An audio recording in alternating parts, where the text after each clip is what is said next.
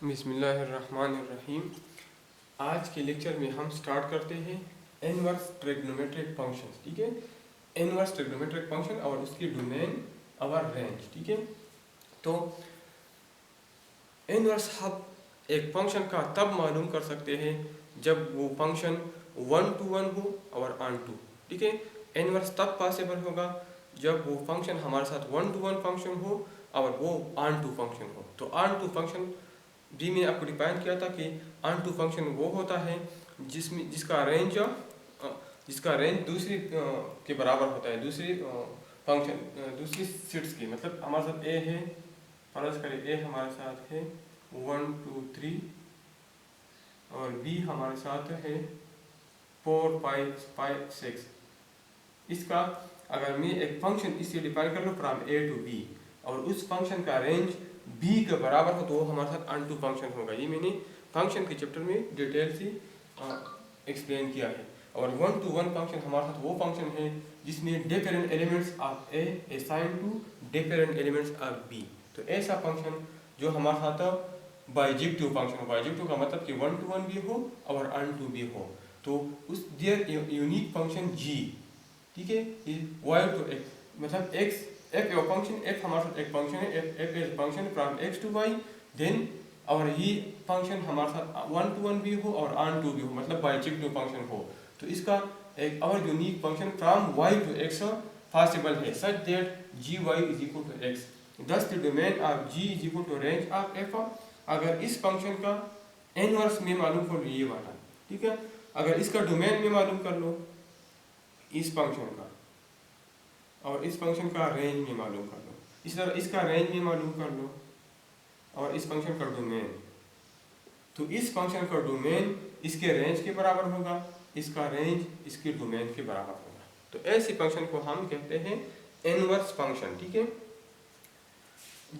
Such that domain of g is equal to range of f and range of g is equal to domain of f, then function g is called inverse of function. ठीक है, याद रख लें, आपके साथ एक function है, आपने उसका इनवर्स मालूम किया तो आप उसको चेक कर लें कि फंक्शन का डोमेन इनवर्स फंक्शन के रेंज के अगर बराबर हो, फंक्शन का रेंज अगर इनवर्स फंक्शन की डोमेन के बराबर हो तो वो इसका इनवर्स फंक्शन होगा। ठीक है, तो ये मैंने इसलिए लिखा है कि हमारे साथ अब हम आते हैं ट्रिग्नोमेट्रिक फंक्शन की तरफ। ठीक है, तो इधर मैंने लिखा है domain and range of principal trigonometric function and inverse trigonometric function. ठीक है, तो ये प्रिंसिपल लफ्ज़ मैंने क्यों लिखा है। ठीक है, तो हमारे साथ एक हमारे साथ प्रिंसिपल ट्रिग्नोमेट्रिक फंक्शन है, एक हमारे साथ प्रिंसिपल ट्रिग्नोमेट्रिक फंक्शन है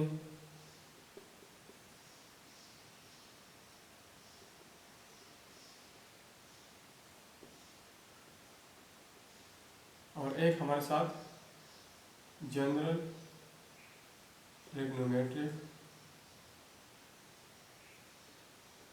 फंक्शन है। तो प्रिंसिपल फॉर एग्जांपल मैं लिखता हूँ y is equal to sine x. Principal को मैं साइन का एस में कैपिटल लिखूंगा, अगर मैं इसे लिखूँ y is equal to sine x, तो ये जनरल ट्रिग्नोमेट्रिक फंक्शन है। जब एस कैपिटल हो तो प्रिंसिपल को हम कैपिटल एस से और इस तरह काज में, इस तरह टेंजेंट में, सब में। ठीक है, तो अब ये प्रिंसिपल क्यों इस्तेमाल करता हूँ, क्योंकि मैंने आपको बता दिया जब मैं इनवर्स ट्रिग्नोमेट्रिक इनवर्स मालूम करता हूँ इनवर्स, ठीक है, तो उसमें हमारे साथ डोमेन एक का डोमेन दूसरे के रेंज का बराबर हो। ठीक है, अब इधर मैं y is equal to sine x की एग्जांपल देता हूँ, y is equal to sine x. इसका डोमेन हमारे साथ क्या है, अगर मैं स्मॉल साइन मतलब जर्नल ले लो, इसका डोमेन मेरे साथ r है, ऑल रियल नंबर है, ऑल रियल नंबर है। ठीक है, लेकिन अगर मैं डोमेन ऑल रियल नंबर ले लो और इसका इनवर्स भी मालूम कर लो तो ये मेरे साथ 1 to 1 और ऑन टू फंक्शन नहीं आता। ठीक है, इसलिए हम प्रिंसिपल फंक्शन यूज करते हैं। प्रिंसिपल को हमने रेस्ट्रिक्ट किया है फ्रॉम -π/2 टू π/2, इस रेंज में हमने रेस्ट्रिक्ट कर दिया है। ठीक है, प्रिंसिपल अब हमारे साथ जनरल साइन एक्स का डोमेन r है, ठीक है, लेकिन प्रिंसिपल साइन एक्स का डोमेन हमारे साथ है -π/2 डिवाइड बाय 2 π/2 इसके दरमियान, और ये भी इसमें शामिल है। ठीक है, तो ये हमारे साथ इसका डोमेन है।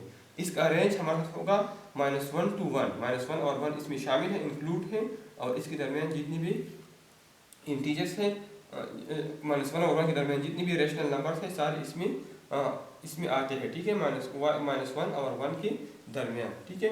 तो ये रिस्ट्रिक्ट हमने इसलिए किया है, अगर इसकी जगह इधर में r लिख लो, अगर इधर फर्ज करें मैंने r लिख लिया, डोमेन मैंने फर्ज करें r लिख लिया, तो अब अगर इधर में साइन इनवर्स का रेंज मालूम करता हूँ, रेंज साइन इनवर्स का डोमेन मेरे साथ -1 से लेकर 1 तक है, कैलकुलेटर से अगर आप चेक कर लें साइन इनवर्स का, तो -1 इसका डोमेन है। अब अगर फर्ज करें साइन इनवर्स आप -1 में कैलकुलेटर पे मालूम करता हूँ साइन इनवर्स आप 1, तो मुझे 90 डिग्री एंगल देगा, 90 डिग्री, ठीक है। अगर साइन इनवर्स, ये इनवर्स है, साइन इनवर्स आप 2 मालूम करता हो तो ये मुझे एरर देगा, ये मुझे साइन इनवर्स आप 2, क्योंकि इसके डोमेन में नहीं है, 2 नहीं है। इस तरह साइन इनवर्स आप -2 अगर मैं मालूम करता हूँ तो इसको डोमेन में ये नहीं है, तो ये मुझे एरर देगा, क्योंकि हमारे साथ साइन इनवर्स का डोमेन है -1x ग्रेटर देन और equal to -1 and less than और इक्वल टू 1, ठीक है। तो उसका अगर ये मालूम कर लो तो रेंज -90 से लेकर +90 तक, -90 डिग्री से लेकर +90 डिग्री तक ये मुझे रेंज देगा, -90 डिग्री से लेकर +90 डिग्री तक। अब मुझे ये 180 नहीं दे सकता, 180 इस रेंज में नहीं है, ये मुझे 70 डिग्री नहीं दे सकता, 80 डिग्री नहीं दे सकता, ठीक है, क्योंकि इसमें रेंज में नहीं है, ठीक है। तो अगर इधर में रेंज r ले लो तो इधर मेरे साथ रेंज r नहीं आता। अगर आप चेक कर लें इस वैल्यू, ये डोमेन है इनवर्स का, तो अगर आप ये वैल्यू चेक कर लें तो रेंज हमेशा हमारे साथ इस रीजन में आएगा, कभी हमें 180 डिग्री नहीं देगा, कभी हमें ये नहीं देगा। इसका मतलब ये है कि इधर अगर मैं डोमेन r ले लो तो फिर मेरे साथ इनवर्स r पॉसिबल नहीं है, ये हमारे साथ इनवर्स फिर नहीं बनाता, r नहीं आता, ठीक है। तो हमारे साथ हमने ऐसे रीजन में रेस्ट्रिक्ट कर दिया है -π/2 to π/2, इसलिए इसमें रेस्ट्रिक्ट कर दिया है क्योंकि हमारे साथ इसके इनवर्स का रेंज ये आता है, इस रीजन में आता है। मैंने आपको बताया π/2 से ज़्यादा नहीं आता, -π/2 से कम नहीं आता, ठीक है, इस रीजन में आता है। तो इसलिए हमने डोमेन को रेस्ट्रिक्ट कर दिया है फ्रॉम -π/2 और टू π/2 और इसी दरमियान जितनी भी है, ठीक है। इस तरह ये हमारे साथ इसका रेंज आता है, जो इसका रेंज हो ये इनवर्स का डोमेन होगा, ठीक है, जो इसका डोमेन हो उसका रेंज होगा, ठीक है। तो ये फर्क है प्रिंसिपल ट्रिग्नोमेट्रिक फंक्शन और जनरल ट्रिग्नोमेट्रिक फंक्शन में, ठीक है। जनरल ट्रिग्नोमेट्रिक फंक्शन हमारे साथ प्रिंसिपल को हमने कंस्ट्रेंट किया है, ठीक है, कंस्ट्रेंट लगा है इस पर एक खास रीजन में -π/2 to π/2, और इसका वजह मैंने आपको बता दिया। अगर मैं ये डोमेन दे दूँ, ठीक है, इसका रेंज इसका डोमेन होगा, अगर ये डोमेन में दे दो कैलकुलेटर में तो मेरे साथ इस रेंज में वैल्यू आएगी, इस रेंज में, और सारी रियल नंबर नहीं आती, ठीक है। अगर इधर डोमेन मतलब मैं r डिफाइन कर लूँ तो इधर रेंज, इधर इसका रेंज r होना चाहिए, क्योंकि इसका डोमेन इसके रेंज का बराबर होगा, जो कि नहीं आता, तो ये पॉसिबल नहीं है, ठीक है। तो अगर ये डोमेन में दे दो कैलकुलेटर पे मुख्तलिफ वैल्यू तो मुझे इनवर्स का रेंज ये आता है, इस रीजन में आता है, ठीक है। इसका मतलब ये है कि इसमें हमारे साथ domain of sine x principal sine x is equal to range of principal sine, इस तरह range of principal sine inverse x, range of sine inverse is equal to domain of sine x, ठीक है। इसका domain इसके range के बराबर है और इसका डोमेन इसकी इस रेंज के बराबर है, ठीक है। तो हमारे साथ ये डिफरेंस है प्रिंसिपल ट्रिग्नोमेट्रिक फंक्शन और जनरल ट्रिग्नोमेट्रिक फंक्शन। इससे अगर आपको कोई क्वेश्चन हो तो आप मुझसे पूछ सकते हैं, फिर मैं आपको दोबारा एक्सप्लेन करूँगा, ठीक है। अब दूसरा है y equal to cos x, तो cos x का डोमेन अगर जनरल हो तो उसका रियल नंबर है, लेकिन इधर हमारे साथ है x ग्रेटर देन 0 और लेस देन और इक्वल टू 5, इसलिए कि हमारे साथ अगर इसका में cos इनवर्स x का डोमेन मेरे साथ ये है, इनवर्स का डोमेन ये है, क्योंकि रेंज ये आता है, ठीक है, जितनी भी वैल्यू में दे दो cos को तो हमारे साथ ये रेंज आएगा, ये पहले मैंने आपको एक्सप्लेन किया है। अब ये रेंज cos इनवर्स x का डोमेन होगा, अब डोमेन की ये वैल्यू अगर मैं दे दूँ तो मेरे साथ 0 से π तक, अगर cos इनवर्स -1 में दे दूँ तो cos इनवर्स -1 का आंसर 0 आएगा, cos इनवर्स 1 का आंसर π आएगा, ठीक है। तो इस रेंज में हमारे साथ ये डिफाइन है, ठीक है। इस तरह y is equal to tangent x का डोमेन हमारे साथ ये है और रेंज हमारे साथ ऑल रियल नंबर है।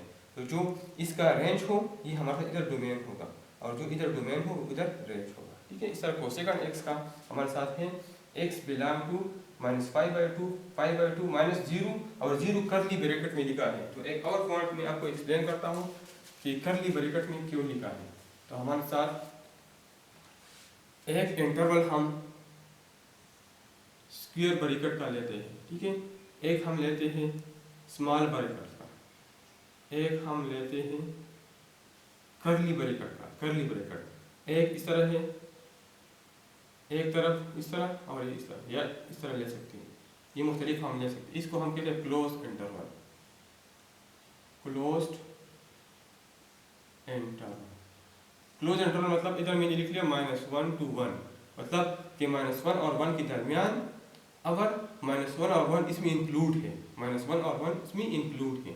इधर मैंने लिख लिया -1 1, यह हमारा ओपन इंटरवल है, ओपन इंटरवल। तो इसका मतलब -1 और 1 के दरमियान ऑल रियल नंबर है, लेकिन -1 और 1 इसमें इंक्लूड नहीं है, -1 और 1 इसमें इंक्लूड नहीं है। इधर मैंने लिख लिया 1 2, इसका मतलब ये दो है, बस ये दो इंटीजर 1 है और 2 है, इसके अलावा कुछ भी नहीं है। ठीक है, ये हमारे साथ इस साइड पे क्लोज है और इस पर साइड पे ओपन है, इसको half open half close interval कहते हैं। इधर मैंने लिख लिया -1 1, इसका मतलब कि -1 इसमें इंक्लूड है, इधर क्लोज है और ये साइड ओपन है और 1 इसमें इंक्लूड नहीं है। और ये वाला -1 1 मतलब 1 इंक्लूड है और -1 साइड पे ओपन है, -1 इसमें इंक्लूड नहीं है। ठीक है, तो इधर जो मैंने कोसेकंड x का डोमेन लिखा है -π/2 to π/2 -0, मतलब ये 0 इसमें शामिल नहीं, -π/2 π/2 के दरमियान जितने भी हैं और -π/2 और π/2 इसमें इंक्लूड है, लेकिन इससे एक एक्सेप्शन है 0। कोसेकंड 0 हमारे साथ इंफिनिटी के बराबर होगा, ये डिफाइन नहीं होगा, रियल नंबर नहीं होगा, तो इसलिए इसको हमने निकाला है। ठीक है, और इसका जब रेंज हम मालूम करते हैं तो रेंज हमारे साथ ये आएगा। इस तरह जो इसका रेंज है ये कोसेकंड इनवर्स x का डोमेन होगा। ठीक है, अब इसका रेंज हमारे साथ आ जाएगा, इसका जो डोमेन है ये इसका कोसेकंड इनवर्स इसका रेंज होगा। ठीक है, इस तरह सेकंड x का 0 to π सिर्फ -π/2 मैंने कर्ली ब्रैकेट में लिखा है, मतलब 0 से π सारे हम डिफाइन कर सकते हैं, सिर्फ π/2 इसमें शामिल नहीं है, π/2 इसमें शामिल नहीं है। ठीक है, इसका रेंज हमारे साथ ये आएगा और इसका जो रेंज हो सेकंड x का वो सेकंड इनवर्स x का डोमेन होगा। ठीक है, और इसका जो डोमेन हो वो सेकंड इनवर्स इसका रेंज होगा। इस तरह कोटेंजेंट x का डोमेन 0 to π तक है और रेंज हमारे साथ ऑल रियल नंबर है। ठीक है, जो इधर रेंज है वो कोटेंजेंट इनवर्स x का डोमेन होगा। ठीक है, अब इसका रेंज हमारे साथ ये होगा जो इसका डोमेन है। ठीक है, तो हमारे साथ ये इसकी थ्योरी थी। अब हम एक्सरसाइज 12.4 की तरफ जाते हैं।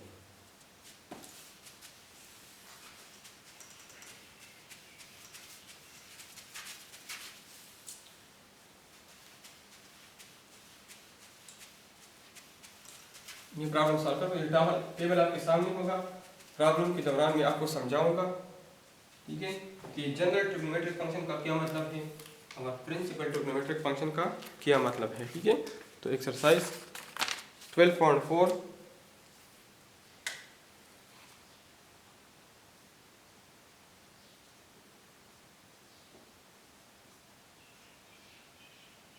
Question number 1,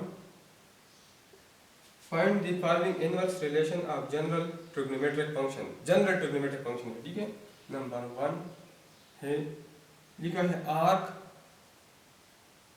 of sine, sign का स्मॉल है, जनरल ट्रिग्नोमेट्रिक फंक्शन लिखा है आर्क ऑफ साइन -1। ये आर्क ये हम इस तरह लिख सकते हैं साइन इनवर्स -1, साइन इनवर्स -1। ये आर्क और साइन और इस इनवर्स का सेम मतलब है, इसका मतलब है साइन इनवर्स ऑफ -1। ठीक है, तो अगर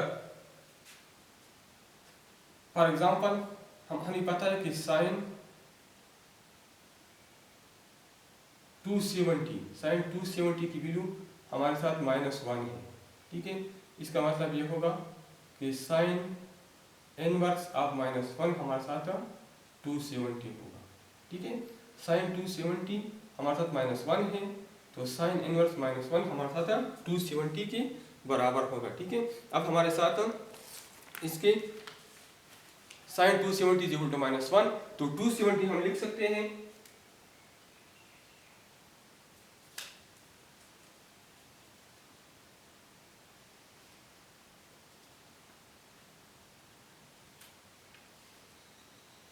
साइन 270 हम इसे फॉर्म में लिख सकते हैं साइन 270 हमारे साथ बराबर है 3π/2, मतलब कि साइन 3π/2 हमारे साथ बराबर होगा -1 का। साइन 270 हम लिख सकते हैं साइन 3π/2, तो साइन 3π/2 हमारे साथ बराबर होगा -1 का। ठीक है, इसी तरह और एक हमारे साथ साइन -π/2, साइन इस मान है, ठीक है, जनरल साइन -π/2, ये भी हमारे साथ बराबर होगा -1 का, और ये भी हमारे साथ बराबर होगा -1 का। इसका मतलब ये है कि साइन इनवर्स -1 की हमारे साथ दो वैल्यू हो सकती है। Sign inverse -1 will be equal to 3π/2, our sin inverse -1 is equal to π/2। ठीक है, दो वैल्यू पॉसिबल है। अब इधर अगर देख लें, अगर रेंज में है, अगर इधर ये तो जनरल ट्रिग्नोमेट्रिक फंक्शन है, अगर अगर प्रिंसिपल ट्रिग्नोमेट्रिक फंक्शन हो तो इसमें हमारे साथ 3π/2 डिफाइन नहीं है। अगर परस्पर इस तरह हो, मैं डिफरेंस आपको बताता हूँ, साइन इनवर्स -1 हो तो इसका रिजल्ट सिर्फ π/2 होगा, क्योंकि sine inverse -1 not is equal to 3π/2 अगर हमारे साथ ये केस हो। ठीक है, क्योंकि अगर s कैपिटल हो मतलब प्रिंसिपल हो तो इस केस में ये बराबर नहीं होगा। जनरल केस में हमारे साथ साइन इनवर्स -1 की वैल्यू 3π/2 है और साइन इनवर्स -1 की वैल्यू π/2, ये दोनों पॉसिबल है। तो इसका सोल्यूशन सेट हमारे साथ होगा 3π/2 प्लस 2kπ अवर यूनियन π/2 प्लस 2kπ, और 2kπ ये मैंने पहले क्लास में बताया कि 2π हमारे साथ इसका पेरिड है, इसलिए हमारे साथ ये इसके बराबर होगा जनरल फॉर्म में। अब अगर इसका सोल्यूशन था तो इसका हम सिर्फ लिखता था π/2 प्लस 2kπ प्रिंसिपल में, क्योंकि प्रिंसिपल को हम रेस्ट्रिक्ट करते हैं इसी रेंज में। ठीक है, तो पार्ट नंबर 1 हमारे साथ चालू किया, हमारे साथ ये रिजल्ट आ गया। अब पार्ट नंबर 2 सॉल्व करते हैं। तो पार्ट नंबर 2 हमारे साथ है आर्क cos -√2 डिवाइड बाई 2, तो ये मैं लिख सकता हूँ cos इनवर्स, आर्क का मतलब cos इनवर्स, और सी स्मार्ट है मतलब जनरल कास्ट है, ठीक है, प्रिंसिपल नहीं है, और -√2 और ये 2 में लिख सकता हूँ √2 मल्टीप्लाई बाई √2, तो ये 2 और ये √2 ख़त्म हो जाएगा, तो ये हमारे साथ आ जाएगा cos इनवर्स -1 डिवाइड बाई √2। ठीक है, अब ये जनरल है, ठीक है, तो इस रेंज में हम रिस्ट्रिक्ट नहीं करेंगे। हमारे साथ अगर हम चेक कर ले तो cos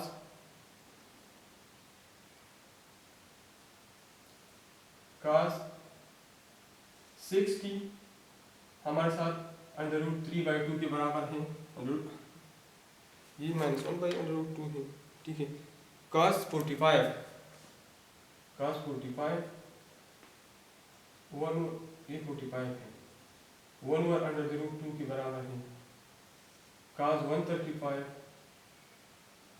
1/√2 के बराबर है। cos 225 1/√2 के बराबर है, और cos 315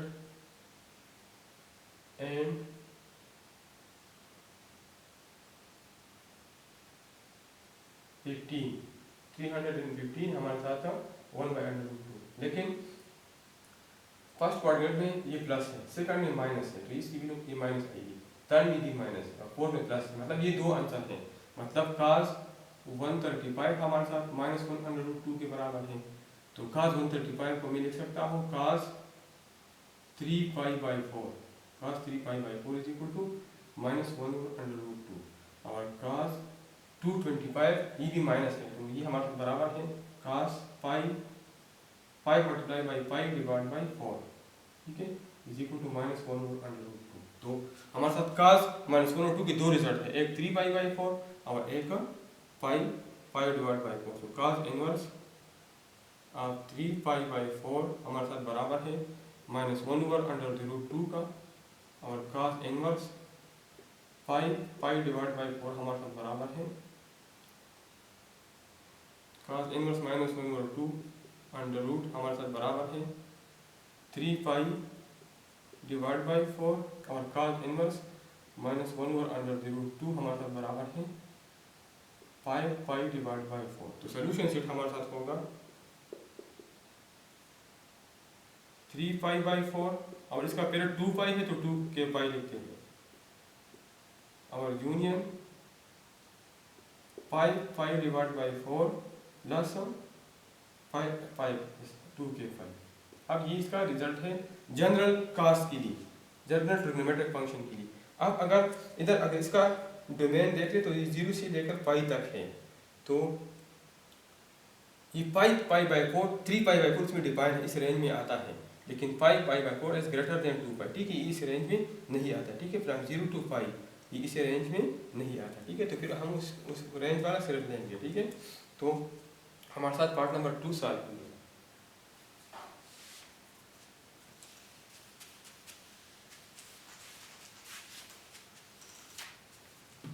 part number 3,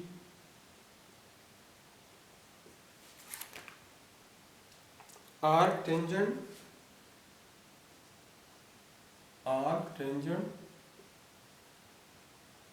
minus √3 divide by 3। तो इसको मैं लिख सकता हूँ tangent inverse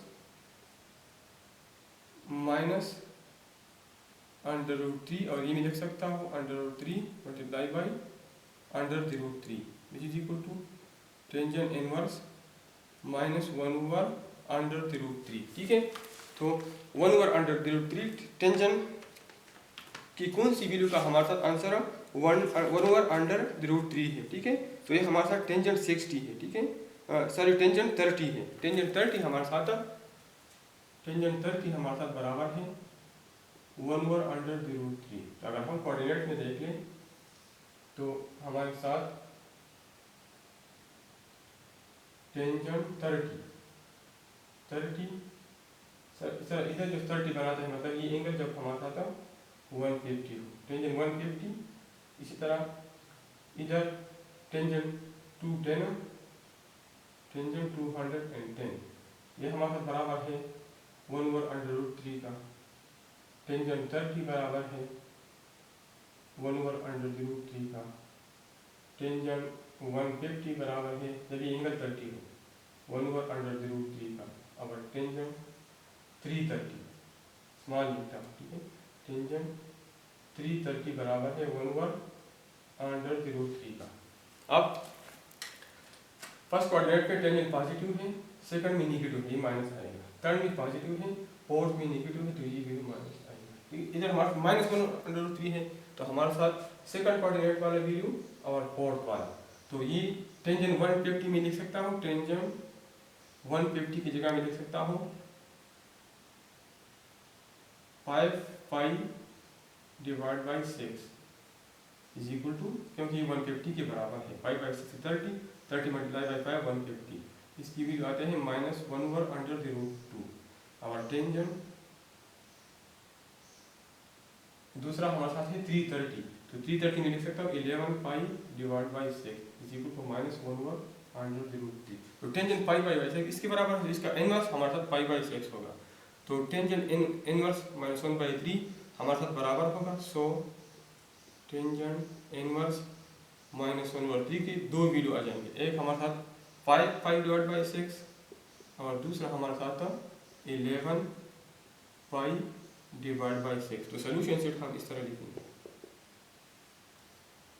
5 pi divide by 6 plus 2k, ये टेंजेंट है प्लस 2 पाई प्लस k पाई, क्योंकि ये टेंजेंट का रेंज हमारे साथ पाई है, 2 पाई नहीं है, ठीक है। अब union 11 pi divide by 6 plus k पाई। तो पार्ट नंबर 3 हमारे साथ सॉल्व हो गया और इसी के साथ क्वेश्चन नंबर 1 कंप्लीट हो गया।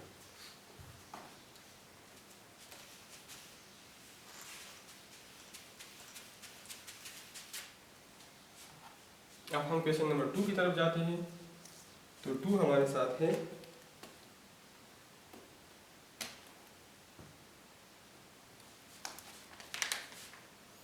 Compute the following expression. Number 1, part number 1, arc of cos tangent 3 pi by 4, tangent 3 pi by 4। तो ये मैं लिख सकता हूँ cos इनवर्स, इस दोनों जनरल है, इसमें कोई भी वो नहीं है, ठीक है। टेंजेंट 3 पाई बाई 4, तो टेंजेंट 3 पाई बाई 4 ये मेरे साथ बेसिकली बराबर है टेंजेंट पाई बाई 4 से 45 आता है, इस टेंजेंट 135 है, ठीक है। तो टेंजेंट 135 हमारे साथ बराबर है -1 का, टेंजेंट 135 मेरे साथ बराबर है -1 का। और cos इनवर्स -1, तो हमें पता है कि cos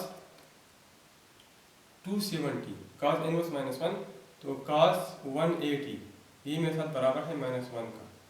मतलब 180 हमारे साथ क्या है, cos पाई, cos पाई हमारे साथ बराबर है -1 का। तो इसका मतलब ये है कि cos इनवर्स ऑफ 1 हमारे साथ बराबर होगा पाई का, ठीक है। तो इसका सोल्यूशन हमारे साथ होगा पाई, ठीक है। तो पार्ट नंबर 1 हमारे साथ सॉल्व हो गया।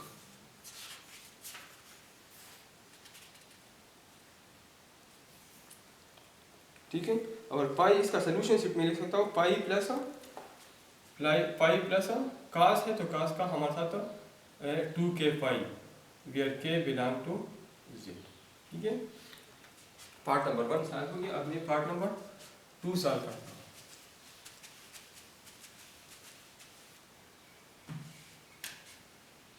पार्ट नंबर 2 हमारे साथ है साइन टेंजेंट इनवर्स 1/√3, साइन, ये साइन है, साइन ऑफ प्रिंसिपल है, और टेंजेंट इनवर्स 1/√3। तो साइन प्रिंसिपल टेंजेंट और प्रिंसिपल टेंजेंट, तो टेंजेंट इनवर्स 1/√3। अब हम इसकी वैल्यू इसके रेंज में बिलोंग टू आर, ठीक है, इस रेंज में आएगा टेंजेंट इनवर्स x इस रेंज में आएगा, ठीक है। तो टेंजेंट इनवर्स 1/√3 हमारे साथ बराबर है टेंजेंट, हमें पता है कि टेंजेंट पाई बाई 6 हमारे साथ बराबर है 1/√3 का, ठीक है। तो टेंजेंट इनवर्स ऑफ 1/√3 ये हमारे साथ बराबर है पाई बाई 6 का, ठीक है। इसके अलावा टेंजेंट इनवर्स अगर आप ग्राफ में देखें तो 1/√3 हमारे साथ बराबर होगा pi divide by 6, pi divide by 6, ठीक है। लेकिन पाई बाई 6 हमारे साथ इस रेंज में नहीं आता, -पाई/2 तो पाई/2 इसमें हमारे साथ नहीं आता। अगर ये हम देखें तो इस वैल्यू से ज़्यादा है, तो ये आंसर हम नहीं लगा सकते, हम सिर्फ पाई/6 लगाएंगे। तो टेंजेंट इनवर्स 1/√3 की जगह हम पाई/6 लगाएंगे, और साइन पाई/6 हमारे साथ बराबर है 1/2 का, ठीक है। और इसका साइन का रेंज हमारे साथ है -पाई/2 टू +पाई/2, ठीक है। तो -पाई/2 हमारे साथ ये है, -पाई/2 हमारे साथ ये है, और पाई/2 हमारे साथ ये है, ठीक है। तो इसका एक आंसर हमारे साथ आ जाएगा 1/2,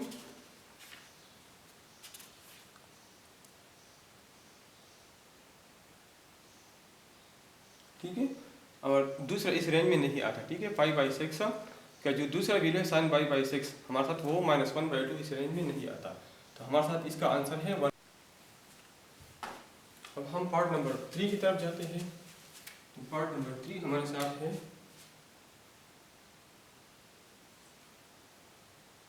sign of arc cos minus √3 divide by 2। तो sine of cos inverse minus √3 divide by 2।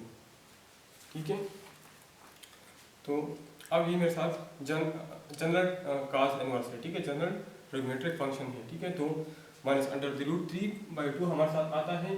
cos 60 की वैल्यू हमारे साथ √3/2 है। cos 120 की वैल्यू √3/2 है। cos 240 की वैल्यू हमारे साथ √3/2 है। और cos 300 की वैल्यू √3/2 है। ये फर्स्ट कोऑर्डिनेट में ये प्लस है, ये प्लस है, तो ये प्लस है तो प्लस नहीं है, ये भी 120 ये माइनस है। ठीक है, और का 240 थर्ड कोऑर्डिनेट में भी cos माइनस है, अब ये प्लस है, तो ये दोनों वैल्यू सही है। cos 120 में ले सकता हूँ cos 2π/3 is equal to minus √3/2।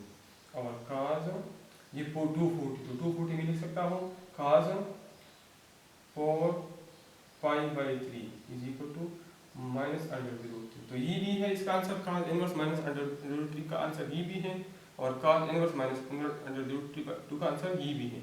ये हम किस तरह मालूम सकते, इसका भी cos इनवर्स ले लें और इसका भी cos इनवर्स ले लें, तो ये cos इनवर्स cos खत्म हो जाएगा, तो cos इनवर्स इसकी वैल्यू 2π/3 आ जाएगी। इस तरह इसका भी cos इनवर्स ले लें, इसका भी cos इनवर्स ले लें, ये दोनों खत्म हो जाएंगे, और cos इनवर्स माइनस √3/2 हमारे साथ 4/3 का आ जाएगा। ठीक है, तो ये हमारे साथ आ जाएगा साइन 2π/3, और दूसरा भी आ जाएगा साइन cos इनवर्स का आ जाएगा 4π/3। ठीक है, तो साइन 2π/3 हमारे साथ बराबर है,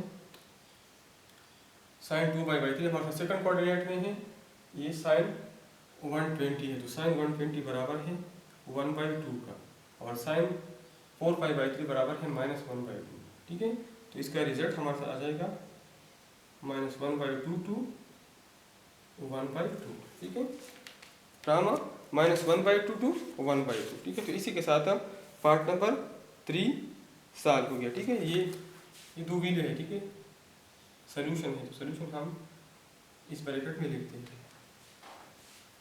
अब इस क्वेश्चन के आखिरी पार्ट नंबर 4 की तरफ जाते हैं। तो पार्ट नंबर 4 हमारे साथ है टेंजेंट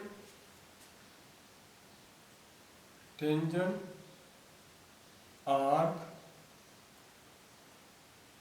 cos -4/5। तो टेंजेंट और ये हमारे साथ cos इनवर्स -4/5 है।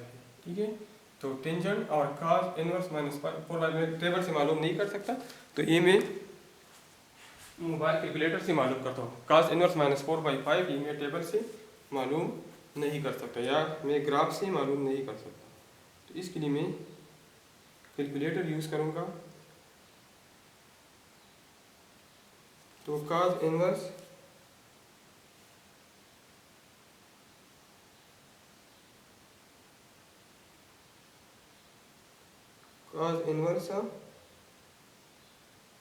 ये बराबर cos inverse of -4.5 -0.8।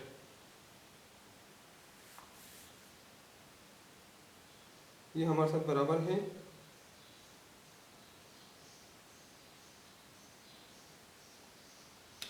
143.13 degree.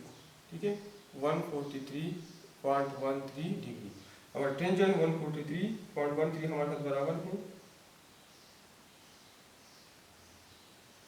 -0.75 which is equal to -0.75 which is equal to -3/4। इसका सोल्यूशन हमारे साथ होगा -3/4। ठीक है, अब हम क्वेश्चन नंबर 3 की तरफ जाते हैं। तो 3 हमारे साथ है find the exact value of each expression. Number 1 exact value मालूम कर ले, cos sin inverse √2 divide by 2। ये हम लिख सकते हैं cos sin इनवर्स √2 बाई 2 में लिख सकता हूँ, √2 डिवाइड बाई 2 क्यों में लिख सकता हूँ, √2 मल्टीप्लाई बाई √2। ये दोनों कैंसिल हो जाएगा, ये मेरे साथ आ जाएगा। ये सारे प्रिंसिपल है, ठीक है। cos और sin इनवर्स 1/√2, तो cos और sin इनवर्स 1/√2 मेरे साथ बराबर है 5 डिवाइड बाई 4 का। 5/4 भी आता है, और इसके अलावा 3π/4 भी आता है, लेकिन 3π/4 हमारे साथ इसमें नहीं आता। 3/4 हमारे साथ इस रेंज में नहीं आता। -π/2 to π/2 में π/4 आता है, लेकिन 3π/4 इस रेंज में नहीं आता। तो इसलिए हम 3π/4 नहीं लगाते। अगर ये स्मॉल साइन था तो इसके दो आंसर थे, एक π/4 और एक 3π/4, लेकिन प्रिंसिपल में ये पॉसिबल नहीं है। और cos π/4 हमारे साथ बराबर है 1 डिवाइड बाई √2 का। अब पार्ट नंबर 2 टेंजेंट कैपिटल में लिखता हूँ क्योंकि, और cos इनवर्स √3 डिवाइड बाई 2, ठीक है। तो टेंजेंट, और हमारे साथ cos इनवर्स √3/2 तो cos ये हमारे साथ है π/6, मतलब cos π/6 हमारे साथ बराबर है √3/2 का। तो इसका मतलब कि cos इनवर्स √3/2 हमारे साथ बराबर का π/6। इसका एक और वैल्यू भी है, लेकिन हमारे साथ वो cos के रेंज में नहीं आता। cos का रेंज हमारे साथ 0 to π है, तो ये π/6 इस रेंज में आता है। और दूसरा इसका जो वैल्यू है जिससे हमारे साथ √3/2 है, वो पोर्ट कोऑर्डिनेट में है। और पोर्ट कोऑर्डिनेट में हमारे साथ वो है, क्योंकि cos सेकंड में फर्स्ट में पॉजिटिव है और फोर्थ में पॉजिटिव है। तो cos 30 और cos 330, मतलब cos 11π/6 इज ग्रेटर देन π। तो इसलिए हमारे साथ ये इसी रेंज में नहीं आता। तो हमारे साथ सिर्फ एक वैल्यू है टेंजेंट π/6, और टेंजेंट π/6 हमारे साथ बराबर है 1/√3। तो पार्ट 2 हमारे साथ सॉल्व हो गया। अब हम पार्ट नंबर 3 सॉल्व करते हैं। तो 3 हमारे साथ है सेकंड और cos इनवर्स 1/2, cos इनवर्स 1/2। तो सेकंड और cos इनवर्स 1/2 हमारे साथ बराबर है π/3 का, मतलब 60, मतलब cos 60 हमारे साथ बराबर है 1/2 का। इसके अलावा cos 60 के अलावा cos 330 भी 1/2 के बराबर है, लेकिन 330 हमारे साथ है 11π/6, और 11π/6 cos के रेंज, cos इनवर्स के रेंज में नहीं आता। 11π/6 इज 11π/6 नहीं, बल्कि π4 डिवाइड बाई 3, π4 डिवाइड बाई 3, ये पाई से ज़्यादा है, इसलिए ग्रेटर देन पाई, तो ये इस रेंज में नहीं आता। क्योंकि प्रिंसिपल cos है तो इसलिए ये वैल्यू हम नहीं लगाते। और सेकंड π/3 में लिख सकता हूँ 1/cos π/3 which is equal to 1 divide by, और cos π/3 हमारे साथ बराबर है 1/2 का, विच इज इक्वल टू 2। तो पार्ट नंबर 3 हमारे साथ सॉल्व हो गया। अब हम पार्ट नंबर 4 सॉल्व करते हैं। तो 4 हमारे साथ है cosecant tangent inverse of 1, cosecant tangent inverse of 1। तो कोसेकंड टेंजेंट इनवर्स ऑफ 1 हमारे साथ बराबर है π/4 का, क्योंकि टेंजेंट π/4 हमारे साथ 1 है। इसके अलावा इसकी दूसरी वैल्यू भी है टेंजेंट 225, टेंजेंट 225। तो टेंजेंट 225 हम लिख सकते हैं टेंजेंट π/4 मल्टीप्लाई बाई 5, ठीक है। तो हमारे साथ ये टेंजेंट इनवर्स का जो रेंज है वो इसमें नहीं आता, इसलिए ये वैल्यू में नहीं लगाता। ठीक है, तो मैं सिर्फ π/4 लगाता हूँ और कोसेकंड π/4 में लिख सकता हूँ 1/, sin π/4 और sin π/4 हमारे साथ बराबर है 1/√2 का, और डबल डिवीजन में हमारे साथ ये आ जाएगा √2। ठीक है, तो पार्ट नंबर 4 हमारे साथ सॉल्व हो गया। अब हम पार्ट नंबर 5 की तरफ जाते हैं। तो 5 हमारे साथ है साइन टेंजेंट इनवर्स ऑफ -1। सारे कैपिटल है, मतलब सारे प्रिंसिपल ट्रिग्नोमेट्रिक फंक्शंस है ऑफ -1।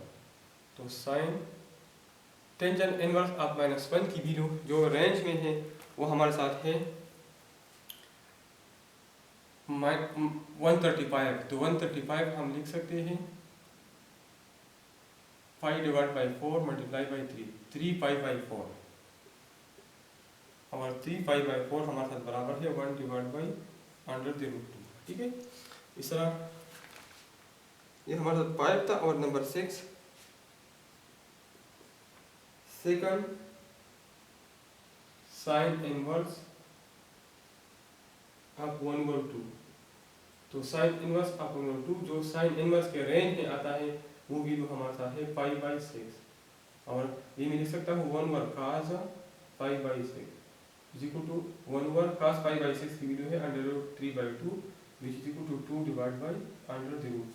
ठीक है, तो इसी के साथ हमारा क्वेश्चन नंबर 3 कंप्लीट हो गया। अब हम आखिरी क्वेश्चन नंबर 4 की तरफ जाते हैं।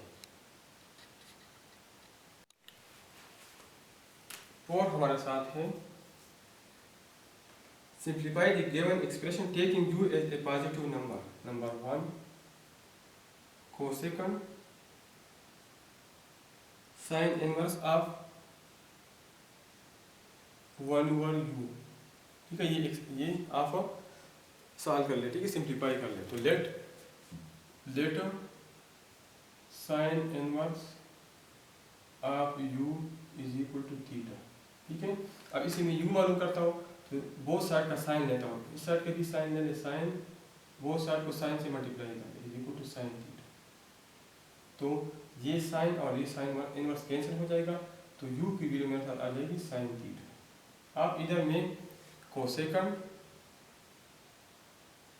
और साइन इनवर्स ऑफ 1/2 इसकी जगह मैं थीटा पुट करता हूँ, कोसेकंड थीटा। ठीक है, अब ये मैं लिख सकता हूँ u is equal to sine theta की जगह लिख सकता हूँ 1/, कोसेकंड थीटा, या मैं लिख सकता हूँ cosecant theta is equal to 1/u। इसका मतलब ये है कि कोसेकंड थीटा की वैल्यू है 1/u। तो पार्ट नंबर 1 हमारे साथ सिंप्लीफाई हो गया, जिससे हमारे साथ 1/u आ गई। अब हम पार्ट नंबर 2 की तरफ जाते हैं। तो 2 हमारे साथ है टेंजेंट इनवर्स ऑफ u। तो let tangent inverse of u is equal to theta. तो टेंजेंट इनवर्स खत्म करने के लिए इस साइड को भी टेंजेंट से मल्टीप्लाई करता हूँ और इस साइड को भी टेंजेंट से मल्टीप्लाई करता हूँ। तो टेंजेंट और टेंजेंट इनवर्स खत्म हो जाएगा, तो u हमारे साथ आ जाएगा टेंजेंट थीटा। तो टेंजेंट और टेंजेंट इनवर्स ऑफ u की जगह थीटा पुट करता हूँ और टेंजेंट थीटा यहाँ से मेरे साथ बराबर है u का। तो पार्ट नंबर 2 भी हमारे साथ हो गया। पार्ट नंबर 3 हमारे साथ है टेंजेंट cos इनवर्स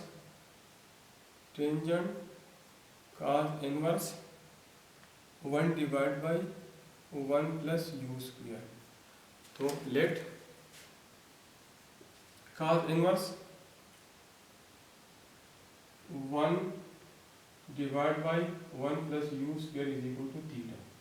तो cos इनवर्स खत्म करने के लिए इसको मैं cos से मल्टीप्लाई करता हूँ is equal to cos theta. ये cos s और cos इनवर्स खत्म हो जाएगा, तो 1/1 प्लस u स्क्वायर हमारे साथ आ जाएगा cos थीटा। ठीक है, अब इसको मैं सॉल्व करता हूँ तो टेंजेंट और cos inverse 1/1 plus u square ये मेरे साथ आ जाएगा थीटा। ठीक है, इस टेंजेंट थीटा को मैं लिख सकता हूँ sine theta divide by cos theta. ठीक है, अब इधर में साइन थीटा मुझे पता है कि sine square theta plus cos square theta is equal to 1। तो इससे मैं लिख सकता हूँ कि sine square theta is equal to 1 minus cos square theta. और अगर साइन थीटा की वैल्यू मैं मालूम करता हूँ तो अंडर रूट लूँगा, तो sine theta is equal to under root 1 minus cos square theta. तो इधर साइन थीटा की जगह मैं लिख सकता हूँ under the root 1 minus cos square theta. ठीक है, under root 1 minus cos square theta और डिवाइड बाई कास थीटा। ठीक है, अब यहाँ से मैंने कास थीटा की वैल्यू मेरे साथ है, लेकिन कास स्क्वायर थीटा की वैल्यू मेरे साथ नहीं है। तो कास स्क्वायर मैं मालूम कर सकता हूँ टेकिंग, अगर इससे मैं कास स्क्वायर मालूम करता हूँ, ये मेरे साथ अंडर द रूट है। ठीक है, इधर ये अंडर द रूट है,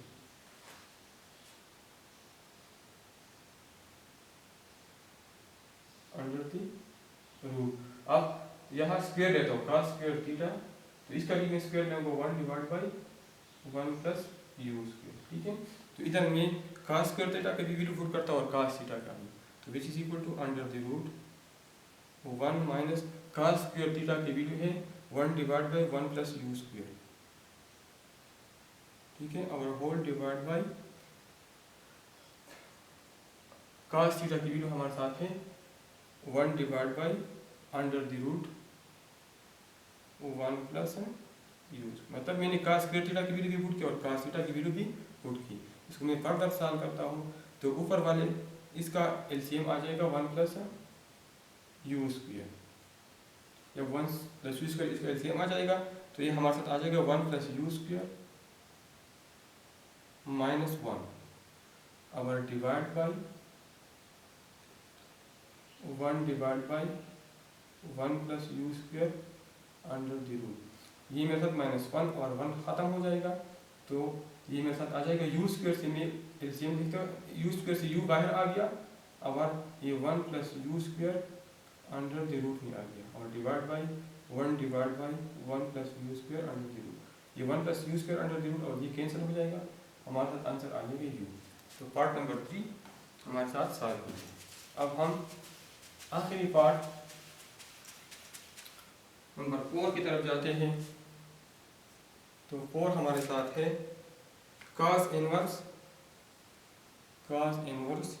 cos under the root 1 minus u square. तो let cos under the root 1 minus u square is equal to theta. ठीक है, इसकी जगह मैं थीटा पुट करता हूँ। ठीक है, cos under the root 1 minus u square is equal to theta. तो ये मेरे साथ आ जाएगा cos इनवर्स थीटा, इधर मैंने थीटा पुट करते हैं। अब यहाँ से cos को ख़त्म करने के लिए